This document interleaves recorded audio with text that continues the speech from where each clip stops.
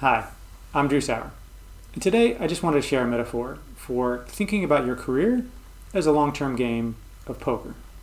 Now, if you're not familiar with poker, poker is a card game. Very simply, the way it works is you have a bunch of people around the table, you're dealt a set of cards, and that's your hand. Depending on the flavor of poker you're playing, you can either swap cards or not, but basically your hand is what you have, and there's a list of which hands beat what other hands. Okay, so you get a hand, you then make a bet based on the hand you have, as does everybody else. At the end of the round, you show your cards. Whoever has the best hand wins the pot. That's poker in a nutshell. So why is this a good metaphor for our career?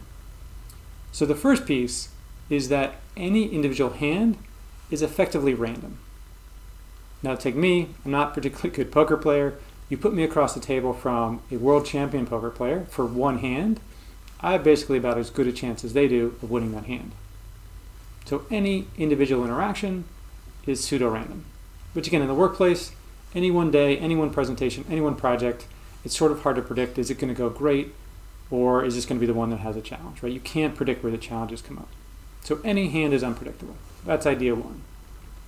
Idea number two is that if I played against that world champion poker player all night, I would lose, right? So there is a strategy, even to a game as random as poker, where you can win over the long term. Same thing with your career. And there are two reasons that these people win. They understand what winning means from a probability perspective, and they can read other people. And again, those are the two things you want to take away. So idea number one, any hand is random, same as your career. You have a bad day, you have a bad day, move on. In the long term, what does winning mean?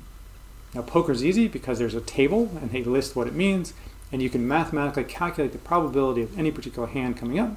So you know when you get your hand, what is the probability that that will be the winning hand. Okay? Career's not so easy. But there is a rule for what winning looks like in the ecosystem that you're operating in, i.e. your company, your group, your division. What is your boss value? What is your boss's boss value? Right? Different companies value different things. There's customer obsession. There's quality, there's cost efficiency, right? There is a set of rules for what winning means in your own company. So that's focus area number one. What does winning actually mean?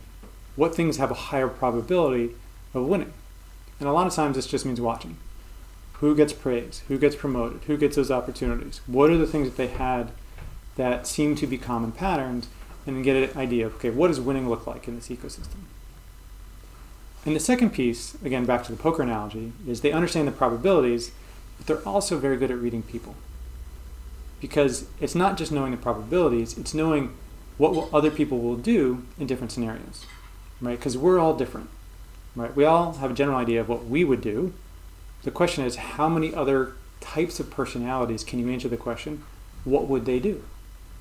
Right? And the more you understand human psychology, the more you understand different personalities, the better you'll be able to predict how other people will react to certain scenarios. Again, this is back to the poker. They understand the probabilities, but they also know, again, for somebody like me who's not a professional poker player, what I am likely to do when I have certain hands. When will I raise? When will I bluff? When will I make, basically call it and not add any more money? They can look at what I'm doing and try to figure out what my position is, what kind of hand I have, etc.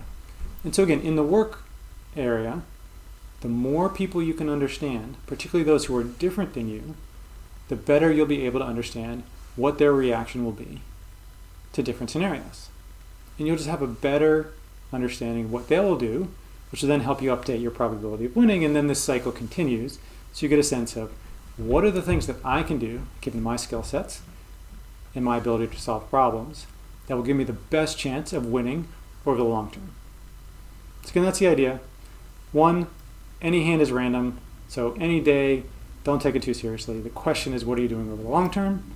Which means, do you understand the probability of winning and what those rules are? What's the stack rank of what are the better hands in your company? And then two, how good are you at reading other people to understand how they will react so you can have an even better understanding of what it would take to get where you want to go in your career. So again, something to think about.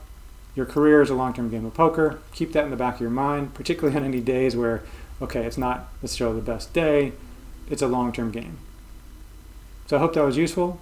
As always, if you want some more videos or in-depth information, you can go to my website, drewsaur.com, sign up for my next level crash course, drewsaur.com/next level, and I look forward to seeing you next time.